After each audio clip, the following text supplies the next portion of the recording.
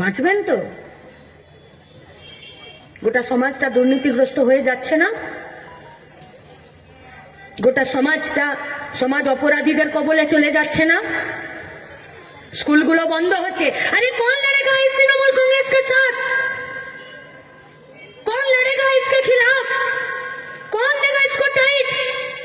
पश्चिम बंगाल में 8,322 स्कूल का गेटों में ताला लगवाकर 22,000 दारू का दुकान खोलने वाला इस तृणमूल कांग्रेस के खिलाफ कौन लड़ेगा? बीजेपी। बीजेपीर কর্মীদের কাছে আমার ফিরে প্রশ্ন ভাই, তোমাদের কাছে, তোমাদের যদি দম আছে তোমরা আজকেই এই সবার পরে নিজেদের পার্টি অফিসে যাও, বসো, আর গিয়ে তোমরা বলো তোমাদের বিজেপির, তোমাদের দেশের নেতাদের কাছে যে পশ্চিমবঙ্গে 8,322টা স্কুল বন্ধ করে দেওয়ার বিরুদ্ধে লড়বে। আমি তো শুনে এলাম যে তোমরাও নাকি 90,000 সরকারি স্কুলের গেটে তোমরা তালা মেরে দিয়েছো।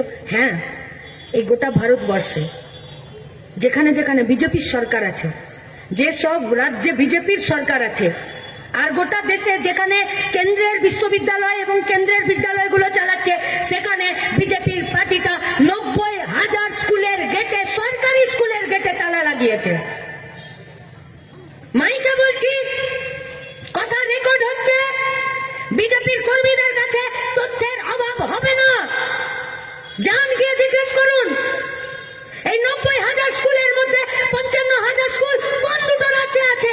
एक का नाम उत्तर प्रदेश, दूसरे का नाम मध्य प्रदेश, और दोनों राज्य में ही डबल इंजिনের সরকার, মানে দেশেও বিজেপি আর ওই দুটো রাজ্যেও বিজেপির সরকার। 8,322 স্কুলের গেটে তালা তোমরা খুলে দেবে গো, যেখানে তোমরা নিজেরা 90,000 সরকারি স্কুলের গেটে তালা লাগিয়ে 43,000 বেসরকারি স্কুল খুলে দিয়েছো। जिसका खुद का घर शीशे का हो वो कभी भी दूसरों का घर पत्थर नहीं फेंकते हैं।